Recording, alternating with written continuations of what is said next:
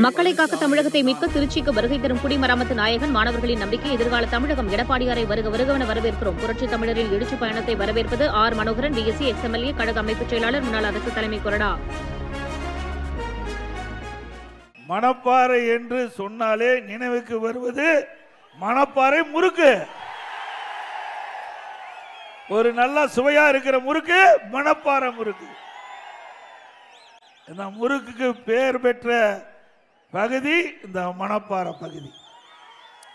அதே போல எங்கே வீரமிக்க இளைஞர்கள் இருக்கின்றீங்க.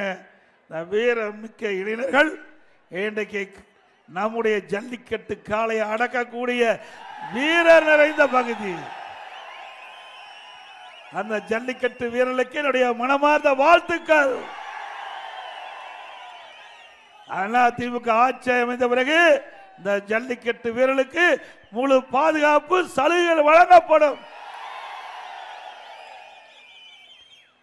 திராவிட முன்னேற்ற கழகம் ஆட்சி பொறுப்பேற்று 51 மாத காலம் நிறைவு பெற்றுக்கின்றது. இந்த 51 மாத திராவிட முன்னேற்ற கழக ஆட்சியில் மணப்பாறை சட்டமன்ற தொகுதியில் இருக்கின்ற மக்களுக்கு நன்மை கிடைச்சிருக்குதா? இந்த மணப்பாறை சட்டமன்ற தொகுதி விவசாயி நிறைந்த பகுதி, விவசாயி தொழிலாளிகள் நிறைந்த பகுதி. இரவு பகல்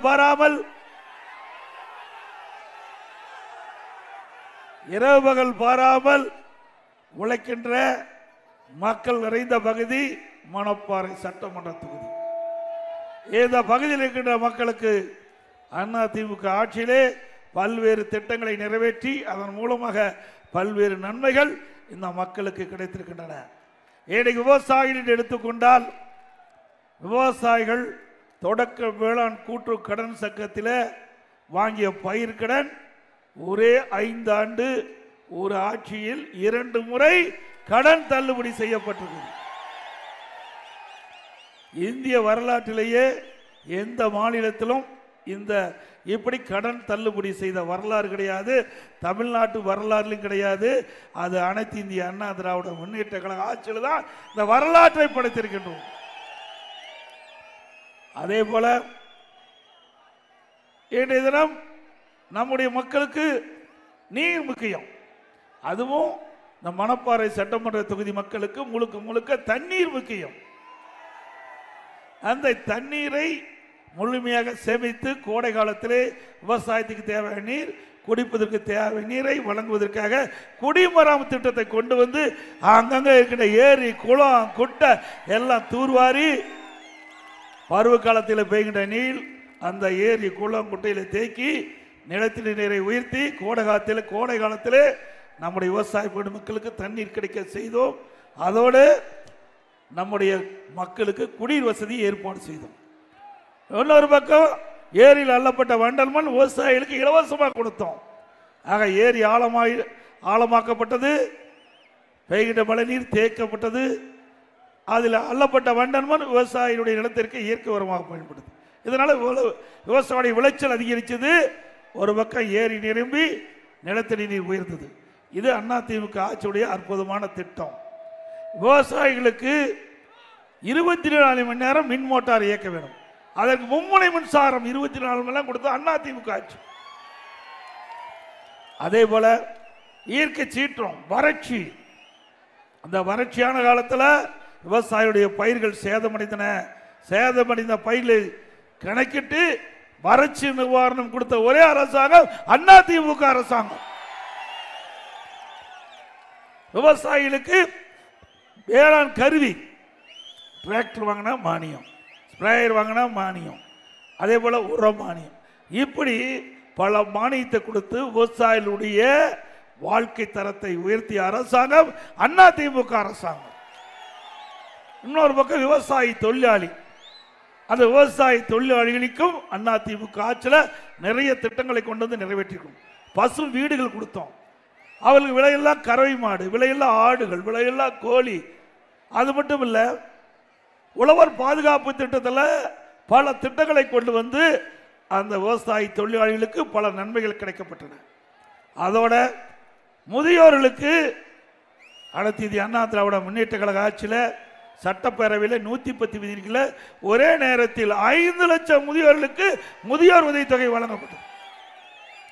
இதெல்லாம் அதிமுக ஆட்சியுடைய சாதனை. அதோட அதிமுக ஆட்சியில் கொண்டு வரப்பட்ட பல திட்டத்தை திராவிட முன்னேற்ற கழக அரசு நிறுத்தப்பட்டு விட்டது. பள்ளியில படிக்கின்ற குழந்தைகளுக்கு காலணி, சீருடை, விலையில்லா புத்தகம், நோட்டு, கொண்டு போறதுக்கு பைய, பள்ளிக்கு போறதுக்கு சைக்கிள், அறிவுபூர்வமான கல்வி கிடைக்க லேப்டாப் எல்லாம் கொடுத்து அதிமுக ஆட்சி. திறமையான மாணவரை உருவாக்குவதற்காக நாம் லேப்டாப் கொடுத்தோம். அது கூட அரசியல் கால் புடிச்சின் காரணமாக இன்றைய முதலமைச்சர் ஸ்டாலின் அவர்கள் அந்த லேப்டாப் திட்டத்தை நிறுத்தி இருக்கிறாங்க. இந்த லேப்டாப் தமிழகத்தில் 52,35,000 மாணவ மாணவிக்கு லேப்டாப் கொடுத்திருக்கிறோம். இதற்காக அதிமுக அரசு 7,300 கோடி நிதி ஒதுக்கீடு செய்யப்பட்டது. ஆக தனியார் பள்ளியில் படிக்கின்ற மாணவனுக்கு இணையா அரசு பள்ளியில் படிக்கின்ற மாணவர்களும் திறமையான மாணவர்களாக உருவாக்குவதற்கு அம்மா கொண்டு வந்த திட்டம் 10 ஆண்டுல இந்த திட்டம் 52,35,000 மாணவ மாணவரை கொடுத்து அவருடைய வாழ்க்கையை ஏற்றம் எடுத்து அவர் வாழ்க்கைக்கு ஒளியேற்றிய அரசாங்கம் அதிமுக அரசு. அதை இன்னைக்கு நிறுத்தி இருக்கிறாங்க திரு ஸ்டாலின் அரசாங்கம். மீண்டும் அதிமுக ஆட்சி மலர்ந்தவுடனே நிறுத்தப்பட்ட லேப்டாப் நம்முடைய மாணவர்களுக்கு வழங்கப்படும். அதோட திருமண உதவி திட்டம், இந்த திருமண உதவி திட்டத்தின் கீழ் ஏழை குடும்பத்தில் பிறந்த பெண்களுக்கு அந்த திருமண வயது அடைகின்ற பொழுது குறிப்பிட்ட நேரத்தில் திருமணம் நடக்க வேண்டும் என்பதற்காக அம்மா அவர்கள் 26,50,000 திருமண உதவி திட்டம். தாலிக்கு தங்க ஒரு சவரன் இன்னைக்கு ஒரு பவுன் 75,000 விற்குது. இன்னைக்கு தமிழகத்தில் அதிமுக ஆட்சி கின்ற பொழுது 6 லட்சம் பேருக்கு இந்த திட்டத்தில் நாங்கள் உதவி செஞ்சாங்க. அதிமுக ஆட்சியில் உதவி கிடைச்சது.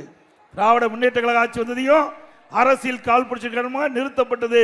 மீண்டும் அனைத்து இந்திய அண்ணா திராவிட முன்னேற்ற கழக ஆட்சி உங்கள் தலையோடு மலரும். திருமண உதவி திட்டம், தாலிக்கு தங்க திட்டம் தொடரும். அது மட்டும் இல்ல, இந்த திருமண உதவி திட்டத்தில் தேர்வாகின்ற மணப்பெண்ணுக்கு பட்டு சேலை வழங்கப்படும், மணவனுக்கு பட்டு வேஷ்டி வழங்கப்படும். அதோட கிராமம் நிறைந்த பகுதி, ஏழை மக்கள் நிறைந்த பகுதி, இப்படிப்பட்ட பகுதியில் இருக்கின்ற மக்களுக்கு அந்த பகுதியிலேயே நல்ல சிகிச்சை அளிக்க வேண்டும் என்பதற்காக தமிழ்நாடு முழுவதும் 2000 அம்மா மினி கிளினிக் கொண்டு வந்தோம்.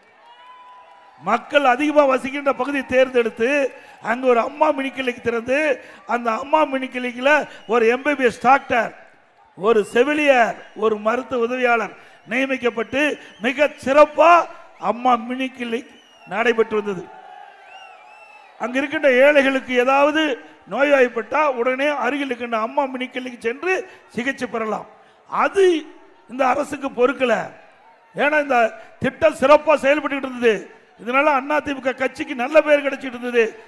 அதனால அரசியல் கால் புடிச்சின் காரணமாக அம்மா மினி கிளினிக்கை திராவிட முன்னேற்ற கழக அரசு ரத்து பண்ணியிருக்குது. மீண்டும் உங்கள் துணையோடு அதிமுக ஆட்சி அமைந்த பிறகு திரு ஸ்டாலின் அவர்களே, நீங்க 2000 அம்மா மினி கிளினிக் தான் ரத்து பண்ணிருக்கிறீங்க. மீண்டும் அதிமுக ஆட்சி வளர்ந்த பிறகு 4000 அம்மா மினி கிளினிக் திறக்கப்படும்.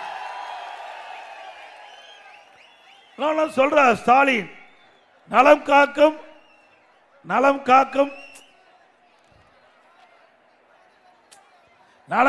ஸ்டாலின் திட்டம், அப்படி ஒரு திட்டத்தை ஸ்டாலின் அறிவிச்சிருக்கார்.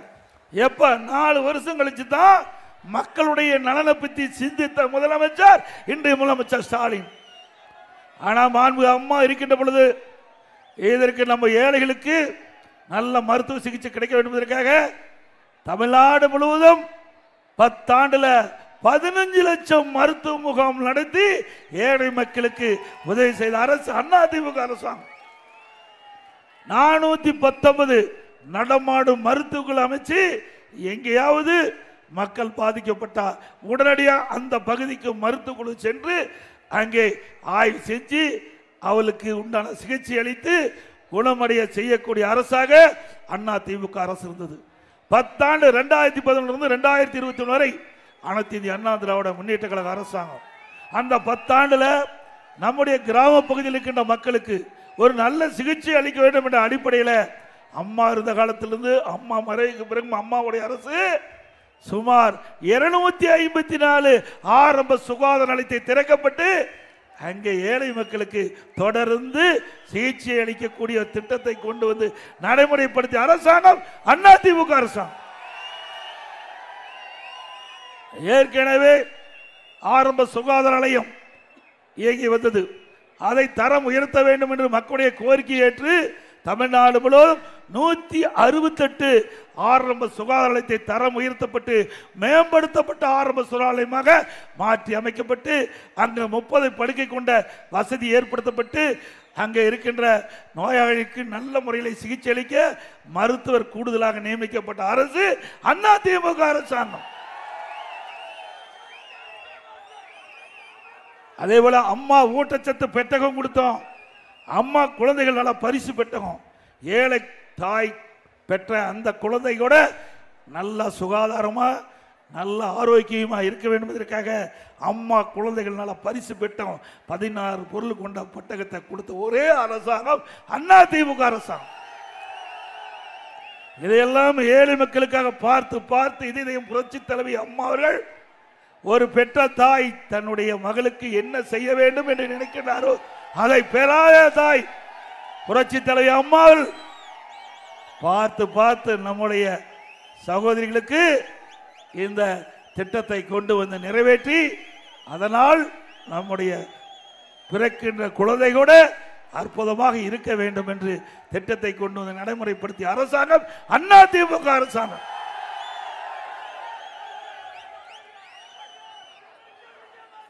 அதோட இன்றைய தினம் ஸ்டாலின் இது மாதிரி ஒரு விளம்பரத்தால் அடிச்சு வீடு வீடா வந்து பார்ப்பாங்க நினைக்கிறேன். பார்க்கறாங்கல்ல? உங்களுடன் ஸ்டாலின்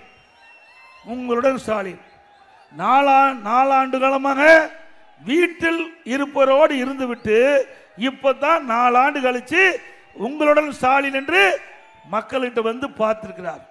ஆக 4 ஆண்டு மக்களை பார்க்காத முதலமைச்சர் இன்றைய முதலமைச்சர் ஸ்டாலின் அவர்கள். இதுல கிட்டத்தட்ட 46 பிரச்சனை மக்களுக்கு இருப்பதாக 4 ஆண்டுகளை ஆய்வு செஞ்சு கண்டுபிடிச்சு இப்ப அறிவிச்சிருக்கார்.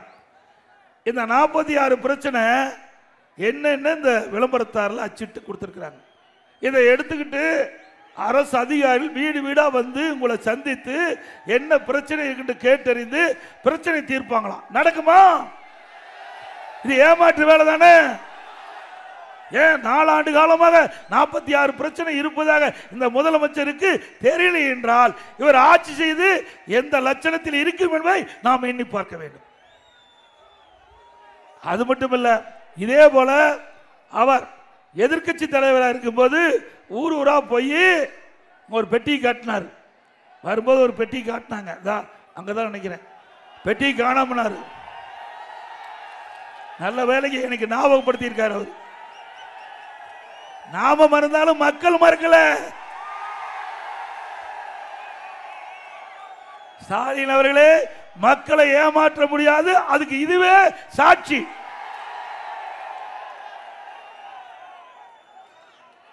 ஆக அவர் ஒரு திட்ட கண்டா ஒரு பாயை போட்டு அமர்ந்துக்குவார். ஒரு முன்னாடி ஒரு பெட்ஷீட்டை போட்டு அங்க இருக்கிற ஊர் மக்களை எல்லாம் அமர வச்சு அந்த இடத்துல ஸ்டாலின் பேசுவார். உங்களுக்கு என்ன பிரச்சனை இருக்குது, என்ன குறை இருக்குது, அதெல்லாம் ஒரு மனுவா எழுதி நான் கொண்டு வந்த பெட்டி அந்த மாதிரி பெட்டி கொண்டாந்து வச்சிருப்பாரு. அந்த பெட்டியில போடுங்க, நான் பெட்டி பூட்டி சீலை வச்சு நான் வீட்டுக்கு பத்திரமா எடுத்துட்டு போய் வச்சிருந்து திமுக ஆட்சிக்கு வந்த பிறகு அந்த சீலை ஒடிச்சு பெட்டியை திறந்து மனுவை எடுத்து படிச்சு பார்த்து பிரச்சனை தீர்க்கிறனால தீர்த்தாரா? எப்படி மக்களை ஏமாற்றுறாங்க பாருங்க. ஒரு படத்துல சதுரங்க வேட்டையில் நினைக்கிறேன், ஒருவரை ஏமாற்ற வேண்டும் என்றால் ஆசையை தூண்ட வேண்டும். அப்படி மக்களுடைய ஆசையை தூண்டி மக்களை ஏமாற்றி கவர்ச்சிகரமாக பேசி இப்படிப்பட்ட அறிவிப்புகளாம் வெளியிட்டு அடுத்த ஆண்டு நடைபெறுகின்ற சட்டமன்ற பொது தேர்தலில் மக்களுடைய வாக்குகளை பெறுவதற்காக ஸ்டாலின் மாடல் அரசு ஒரு நாடகத்தை அரங்கேறிக்கிறது என்பதை இந்த நேரத்தில் தெரிவிக்க விரும்புகிறேன். அது மட்டும் இல்ல, இந்த மாதிரி கிணத்த காணும் போட்டிருக்கிறாங்க. அப்படி திமுக கட்சியே காணோம். நீ மக்களுடைய செல்வாக்கு திரு ஸ்டாலின் இழந்து விட்டார், கட்சிக்காரருடைய செல்வாக்கு இழந்து விட்டார். அதனாலதான் ஓர் அணியில் தமிழ்நாடு, ஓர் அணியில் தமிழ்நாடு அப்படின்னு பெயரை வச்சு வீடு வீடா திமுக கட்சிக்காரர் போய் கதவை தட்டி தட்டி கெஞ்சி, நான் கொண்டாந்த உறுப்பினர் படிவத்தில் நீங்க சேர்ந்துக்குங்க சேர்ந்துக்குன்னு கெஞ்சிற காட்சி தமிழ்நாட்டில் பார்க்க முடியுது. அப்படி திமுகவுடைய நிலை பரிதாபமான நிலைக்கு போயிட்டது. நல்ல ஆட்சி செஞ்சா தானே உங்க கட்சியில் வந்து உறுப்பினர் சேருவாங்க. அதனால இன்னைக்கு வீடு வீடா போய் கெஞ்சிக்கின்ற கட்சி திமுக கட்சி. தமிழ்நாட்டில் எந்த கட்சியாவது உறுப்பினர் சேருவதற்கு வீடு வீடா கதவை தட்டி கெஞ்சிய சரித்திரம் உண்டா? மக்கள் தானாக வந்து ஒரு கட்சியில் உறுப்பினர் சேர்ந்தா தான் அந்த கட்சி வளரும். அப்படி தானாக உறுப்பினர் சேர்க்கக்கூடிய நிலையில இருக்கின்ற கட்சி அண்ணா திமுக கட்சி. இன்றைக்கு திமுக குடும்ப கட்சி ஆயிடுது. திமுக குடும்ப கட்சி, அண்ணா திமுக மக்களுக்காக இருக்கின்ற கட்சி. உண்மைதானே? திமுகவில் அது கட்சியில் கார்பரேட் கம்பெனியா மாறி போச்சு. திரு கருணாநிதி அவர்கள் கட்சிக்கு தலைவர், முதலமைச்சராக இருந்தார். அதுக்கு பிறகு திரு ஸ்டாலின் இப்ப திமுக கட்சிக்கு தலைவர் ஆயிட்டாரு, அன்றைக்கு முதலமைச்சர் இருக்காரு. அவருடைய மகன் திரு உதயநிதி ஸ்டாலின் அவர்கள் இளநிலை செயலாளர், திமுக இளநிலை செயலாளராக வந்துட்டார். பிறகு திருமதி கனிமொழி திரு கருணாநிதியுடைய மகள், அவர் மகளிரணி செயலாளர் ஆயிட்டாங்க. வேற என்ன பதவி பாக்கி இருக்குது? இது 3 தான் முக்கியமான பதவி. 3 பதவியும் குடும்பத்தை சேர்ந்தவர்கள், குடும்பத்தை திரு கருணாநிதி குடும்பத்தை சேர்ந்தவர்களே இந்த பதவியை பங்கு போட்டுக்கிட்டாங்க. ஆக அது கார்பரேட் கம்பெனி தானே, கட்சி இல்ல. அண்ணா திமுக அப்படியா? இங்க இருக்கிறீங்க, மேடையில் இருக்கிறீங்க பாருங்க, இங்க இருக்கிறவங்க பாருங்க. ஆக நான்லாம் அங்கிருந்து தான் இங்க வந்திருக்கிறேன். நான் ஒரு கிளைக்கழக செயலாளராக இருந்து தலைவர்கள் பேச்சை கேட்டு கட்சிக்கு விசுவாசமா இருந்து மக்களுக்கு சேவை செஞ்சு உழைப்பால் இன்றைக்கு உங்களுடைய ஆதரவால் நிர்வாகியால் இன்றைக்கு அனைத்து இந்திய அண்ணா திராவிட முன்னேற்ற கழகத்துடைய பொதுச் செயலாளராக நீங்க இந்த வாய்ப்பை கொடுத்திருக்கிறீங்க. திமுக இந்த வாய்ப்பு கிடைக்குமா? இதுதான் அண்ணா திமுகவுக்கு திமுகவுக்கும் உள்ள வித்தியாசம். அண்ணா திமுகவை பொறுத்த வரைக்கும் ஜனநாயகம் உள்ள ஒரு கட்சி, திமுகவை பொறுத்த வரைக்கும் அது ஒரு குடும்ப கட்சியாக மாறிவிட்டது என்பதை நேரத்தில் தெரிவிக்கிறேன். திரு ஸ்டாலின் எப்பொழுது வைத்தாலும் பேசுறார், திராவிட முன்னேற்ற கழகத்தில் உழைக்கின்றவர்களுக்கு மரியாதை கிடைக்கும் என்று. திமுகவில் உழைக்கின்றவர்களுக்கு மரியாதை கிடைக்காது. அண்ணா திமுகவில் அடையாளம் காட்டி அங்க வளருக்கு தான் மரியாதை கிடைக்குது. உண்மைதானே? இங்கிருந்து திரு செந்தில் பாலாஜி போனார், அவருக்கு நல்ல இலாக்கா. இங்கிருந்து ரகுபதி போனார், அவருக்கு நல்ல இலாக்கா. இப்படி அந்த அமைச்சரவையில் பார்த்தீங்கன்னா 8 அமைச்சர் அண்ணா திமுகவில் இருந்து போயிருக்கிறாங்க. திமுகவில் ஆள் இல்ல, திமுக ஆள் இல்ல, அல்ல டெப்டேஷன்ல போயிருக்கிறாங்க. அண்ணா திமுகவில் இங்க இருக்கின்ற தொண்டர்கள் இரவு பகல் வராம உழைச்சி அவளை எம்எல்ஏ ஆக்கி அம்மா அவளை அமைச்சராக்குனாங்க. நன்றி விசுவாசம் இல்லாம அந்த காலத்தில் எட்டப்பன் சொல்லுவாங்க, இந்த காலத்தில் 8 பேர் எட்டப்பனா மாதிரி திமுக போயிருக்கிறாங்க. அங்க போய் திரு ரகுபதி அவர்கள் நச்சு வார்த்தையை கக்கிட்டு இருக்கார், நஞ்சு வார்த்தையை கக்கிட்டு இருக்கார். இது சரியா? அண்ணா திமுக காரன் உழைப்புல நீங்கள் எம்எல்ஏ ஆனீங்க, அண்ணா திமுக அரசாங்கத்தில் நீங்க அமைச்சரா இருந்தீங்க, மறந்துடாதீங்க. திரு ரகுபதி அவர்களே, அண்ணா திமுக என்ற கட்சி இருந்தனாலதான் இந்த ரகுபதி என்ற ஒரு ஆளை அடையாளம் காட்டியிருக்கிறாங்க நாட்டு மக்கள். நன்றி மறப்பது நன்று, நன்று அல்லது அன்றே மறப்பது நன்று என்று 2000 ஆண்டுகளுக்கு முன்பே ஐயன் திருவள்ளுவர் சொல்லிட்டு போயிருக்காரு. இதெல்லாம் இவருக்கு தான் பார்த்து சொல்லியிருப்பாரு நினைக்கிறேன். அந்த காலத்திலேயே இப்படிப்பட்ட ஆளுகள்லாம் எதிர்காலத்தில் வருவாங்கன்னு எண்ணி அந்த காலகட்டத்தில் 2000 ஆண்டுக்கு முன்பே இப்படிப்பட்ட அற்புதமான கருத்துள்ள குரலை ஐயன் திருவள்ளுவர் நமக்கு அளித்து விட்டு சென்று கண்டார். ஆக துரோகிகளை பற்றி கவலைப்பட வேண்டிய அவசியமே இல்லை. நமக்கு தொண்டர் நிறைந்த கட்சி, தொண்டர் இந்த கட்சிக்கு வருவார்கள். மாண்புமிகு அம்மா அவர்கள் தெரிவித்தார்கள் சட்டமன்றத்திலே, எனக்கு பின்னாலும் 100 ஆண்டு காலம் அண்ணா திமுக தொடரும். அதன் அடிப்படையில் தான் உங்களால் எங்களை கட்சி நிர்வாகிகள் நான் பொதுச்செயலாளர் இப்படி மாறி மாறி அண்ணா திமுகவுக்கு கட்சி தலைவர் வந்து கொண்டு இருப்பார்கள். அது அண்ணா திமுக மட்டும்தான் முடியும். அதோட திரு ஸ்டாலின் அரசாங்கம் இன்றைக்கு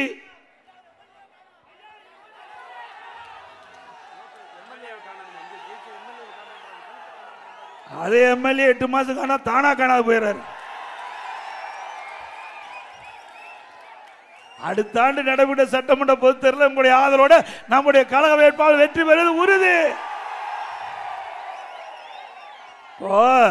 திமுக எம்எல்ஏ திமுக அமைச்சர்லாம் ஒரு முடிவுக்கு வந்துட்டாங்க.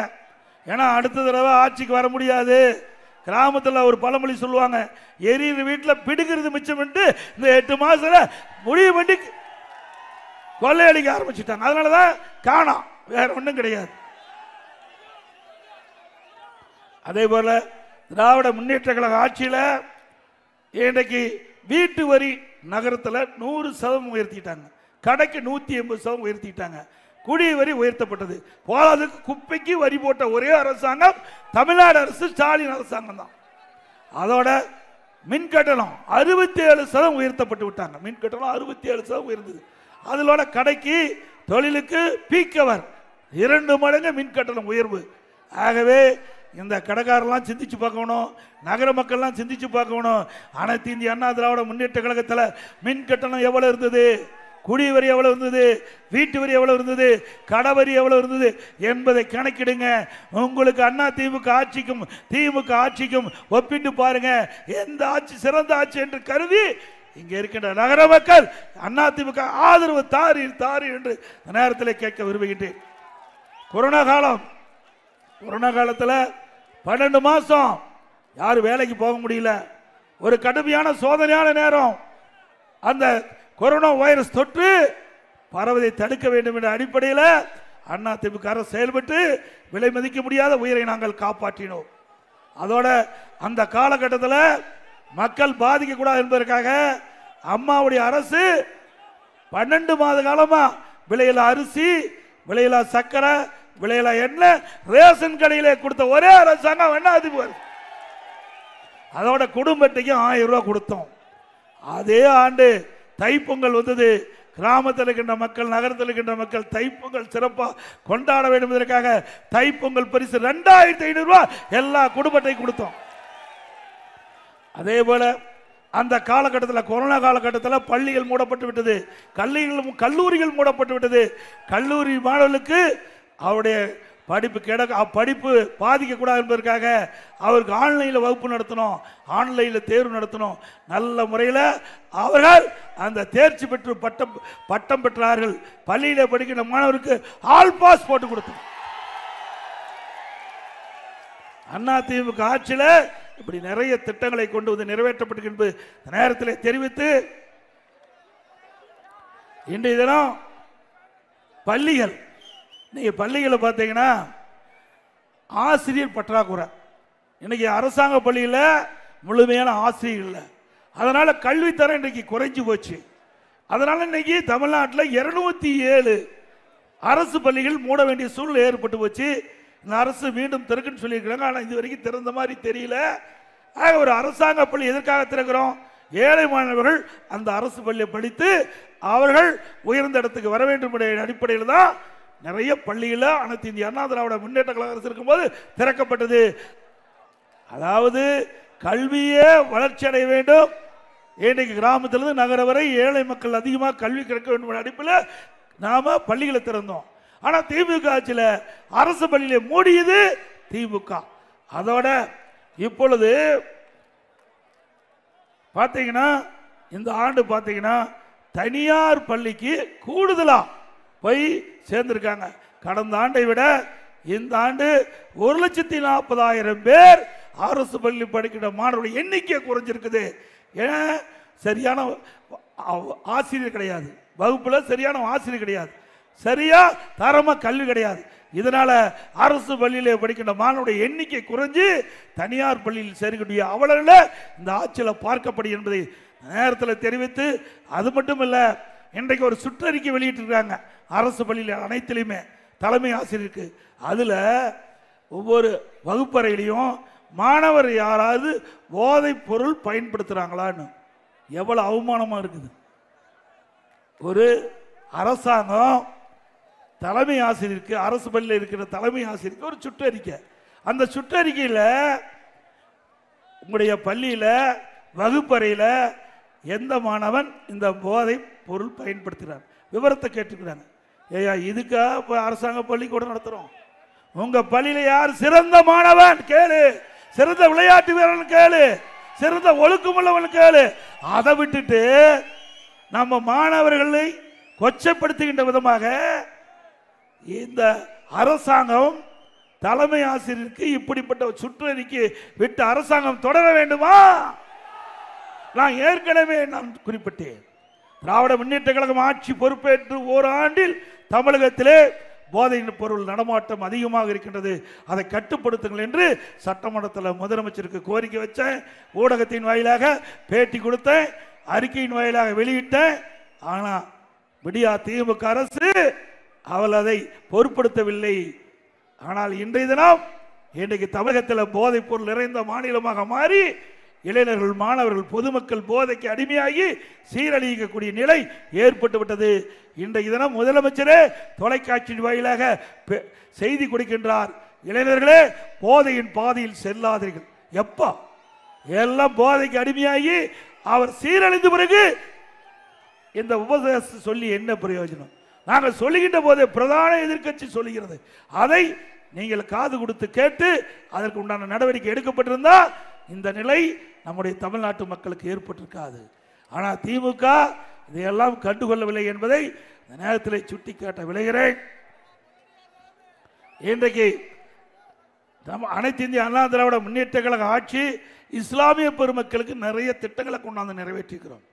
ஆக வேண்டும் என்று திட்டமிட்டு திராவிட முன்னேற்ற கழக தலைவர், அதனுடைய கூட்டணி கட்சி தலைவர்களாம் அனைத்து இந்திய அண்ணா திராவிட முன்னேற்ற கழகம், பாரதிய ஜனதா கூட்டணி ஏற்பட்ட காரணத்தினால சிறுபான்மை மக்களுக்கு தமிழகத்தில் ஒரு பாதுகாப்பு இல்லாத ஒரு சூழ்நிலை இருக்கின்றது என்ற ஒரு தவறான செய்தி, அவதூறான பிரச்சாரத்தை பரப்பி வருகிறார். தயவு செய்து அருள் கூர்ந்து சிறுபான்மை மக்கள் அனைத்து இந்திய அண்ணா திராவிட முன்னேற்ற கழக ஆட்சியிலே என்னென்ன திட்டத்தை கொண்டு வந்தோம், அதனால் இந்த சிறுபான்மை மக்கள் எந்த அளவுக்கு பயன்பெற்றிருக்கா என்பதை இந்த நேரத்தில் குறிப்பிட விரும்புகின்றேன். 2001ஆம் ஆண்டு இதயம் புரட்சி தலைவி அம்மா அவர்கள் தமிழகத்தினுடைய முதலமைச்சராக பொறுப்பேற்கின்ற அந்த காலகட்டத்தில் இஸ்லாமிய பெருமக்கள் அம்மாவை சந்தித்து கோரிக்கை வைத்தார்கள். புனித ரமலான் மாதத்தில் பள்ளிவாசலுக்கு நோன்பு கஞ்சி தயாரிக்க அரிசி வேண்டும் என்று கேட்டார்கள். உடனடியாக அம்மா 5400 மெட்ரிக் டன் அரிசி இந்த நோன்பு கஞ்சி தயாரிக்க வழங்கிய அரசாங்கம் அதிமுக அரசாங்கம்.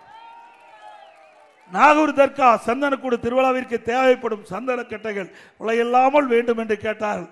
அதையும் கொடுத்த அரசாங்கம் அதிமுக அரசாங்கம். 2018 வரை ஹஜ் புனித பயணம் மேற்கொள்ளும் இஸ்லாமிய பெருமக்களுக்கு மத்திய அரசு மானியம் வழங்கி வந்தது. திடீரென்றது மானியத்தை நிறுத்தப்பட்டு விட்டது. அந்த இஸ்லாமிய பெருமக்கள் என்னை சந்தித்து கோரிக்கை வைத்தார்கள். அந்த ஹஜ் புனித பயணம் மேற்கொள்வதற்கு தொடர்ந்து மாநில அரசு நீங்கள் மானியம் வழங்க வேண்டும் என்று கோரிக்கை வைத்தால் கோரிக்கை ஏற்று அதிமுக அரசாங்கம் ஆண்டுதோறும் அங்கே ஹஜ் புனிதம் பயணம் மேற்கொள்ள மானியம் வழங்கப்பட்டது. 2021ஆம் ஆண்டு அந்த மானியத்தை உயர்த்தி வழங்க வேண்டும் என்று கோரிக்கை வைத்தார்கள். அந்த இஸ்லாமிய பெருமக்களுடைய கோரிக்கையை ஏற்று ஹஜ் புனித பயணம் மேற்கொள்ளும் அந்த மக்களுக்கு 6 கோடியிலிருந்து 12 கோடியாக மானியத்தை உயர்த்தி வழங்கிய அரசாங்கம் அதிமுக அரசாங்கம். ஹஜ் பயணிகள் சென்னையில் தங்கி செல்ல வசதியாக ஹஜ் செல்ல வேண்டும் என்று கோரிக்கை வைத்தார்கள். அதற்காக 15 கோடி ரூபாய் நிதி ஒதுக்கீடு செய்யப்பட்ட அரசாங்கம் அதிமுக அரசாங்கம். 2016 முதல் ஹாஜிகளுக்கு மாதந்தோறும் 20,000 ரூபாய் மதிப்பூதியம் வழங்கும் திட்டத்தை துவங்கியது அதிமுக அரசு. உலமாக்கள் மற்றும் மோதினார்களுக்கு ஓய்வூதிய பயனாளி எண்ணிக்கையை உயர்த்த வேண்டும் என்று கோரிக்கை வைத்தார்கள். 2400 2600 ரூபாயாக உயர்த்தினோம். அவருடைய ஓய்வூதியம் 750 3000 உயர்த்தி வழங்கினோம். உலமாக்களுக்கு புதிய 2 சக்கர வாங்கல் வாங்க 25,000 மானியம் வழங்கப்பட்டது. வகுப்பார்த்திற்கு ஆண்டு நிர்வாக மானியம் மற்றும் பள்ளிவாசல் தர்காக்கள் பழுதுபார்த்தல் மற்றும் புனரமைப்பு பணிகளை மேற்கொள்ள நிதி உதவி வழங்கப்பட்டது. இஸ்லாமிய வகுப்பினருக்கு நேரடி நியமன முறையில் நிரப்பப்படாத பணியிடங்களுக்கு முன்கொணர்வு முறையை நீடிக்க அரசாணை வெளியிட்டது அதிமுக அரசு. 2018ஆம் ஆண்டு டெல்டா மாவட்டத்தில் கஜா புயலால் நாகூர் தர்காவில் இருக்கின்ற குளக்கரை சேதமடைந்தது. நானே நேரடியாக நாகூர் தர்காவுக்கு சென்று குளக்கரை பார்வையிட்டு அந்த குளக்கரையை சீர் செய்ய 4,25,00,000 ரூபாய் நிதி ஒதுக்கீடு செஞ்சு குளக்கரையை சீர் செய்த அரசாங்கம் அதிமுக அரசாங்கம். சிறுபான்மை பொருளாதார மேம்பாட்டு கழகம் அமைத்தது அதிமுக ஆட்சியில். அதே போல இன்றைக்கு பாரத ரத்னா டாக்டர் ஏபிஜே அப்துல் கலாம் அவருடைய நினைவாக ராமநாதபுரம் மாவட்டத்தில் கலை மற்றும் அறிவியல் கல்லூரியை கொண்டாந்தது அதிமுக ஆட்சியில். 2017ஆம் ஆண்டு திண்டுக்கல்லில் ஹைதர் அலி மற்றும் திப்பு சுல்தான் அவர்களுடைய வாழ்க்கை வரலாறு குறித்து மணிமண்டபம் திறக்கப்பட்டது அதிமுக ஆட்சியில். கண்ணியமிக்க காகிதமில்லத்தவர்களுக்கு சென்னையில் மணிமண்டபம் அமைக்கப்பட்டது அதிமுக ஆட்சி என்பதை நேரத்திலே இஸ்லாமிய பெருமக்களை எண்ணி பார்க்க வேண்டும். அதே போல கிறிஸ்தவ பெருமக்களுக்கு பல்வேறு திட்டங்களை கொண்டு வந்து அதனால் மக்கள் அந்த கிறிஸ்தவ பெருமக்கள் நன்மை பெற்றிருக்கிறாங்க. இந்தியாவிலேயே முதல் முறையாக கிறிஸ்தவ மகளிர் சுயஉதவி குழுக்கள் அமைக்கப்பட்டு அவர்களுக்கு மானியத்துடன் கூடிய கடனுதவி வழங்கிய அரசாங்கம் அதிமுக அரசாங்கம். கிறிஸ்தவ தேவாலயத்தில் புனரமைக்க 5 கோடி ரூபாய் உயர்த்தி வழங்கப்பட்டது. ஜெருசலம் புனித பயணம் மேற்கொள்ளும் கிறிஸ்துவ யாத்திரிகளுக்கு வழங்கப்பட்ட அரசு நிதி உதவி ஒரு நபருக்கு 28,000 அதை உயர்த்த வேண்டும் என்று கேட்டார்கள். அதற்கு அதை உயர்த்தி 38,000 உயர்த்தி வழங்கிய அரசு அதிமுக அரசு. கிறிஸ்துவ அருசகோதரர்களுக்கு ஜெருசலம் புனித பயணம் மேற்கொள்ள தனி ஒதுக்கீடு செய்யப்பட்டது. சிறுபான்மை மாணவர் கல்வி உதவித்தொகை ஆண்டுதோறும் முழுமையாக வழங்கப்பட்டது. 2011 முதல் 2021 வரை 10 ஆண்டுகளத்திலே இன்றைக்கு சிறுபான்மை வகுப்பைச் சேர்ந்த 37,16,000 மாணவ மாணவிகளுக்கு 885 கோடி ரூபாய் கல்வி உதவித்தொகை வழங்கப்பட்ட அரசு அதிமுக அரசு. சிறுபான்மை கல்வி நிறுவனங்கள் சுதந்திரமாகவும் முழுமையாகவும் செயல்படுவதில் அரசு முழு ஒத்துழைப்பு அந்த பள்ளிகளுக்கு வழங்கப்பட்ட அரசு அதிமுக அரசாங்கம். அது மட்டுமல்ல, இன்றைக்கு அனைத்து இந்திய அண்ணா திராவிட முன்னேற்ற கழக ஆட்சி தமிழகத்திலே 31 ஆண்டு காலம் நடைபெற்றது. அந்த 31 ஆண்டு அனைத்து இந்திய அண்ணா திராவிட முன்னேற்ற கழக ஆட்சி ஜாதி சண்டை கிடையாது, மத சண்டை கிடையாது. தமிழகம் அமைதி பூங்காவாக விளங்கியது அதிமுக ஆட்சி. சிறுபான்மை மக்கள் எண்ணி பார்க்க வேண்டும்.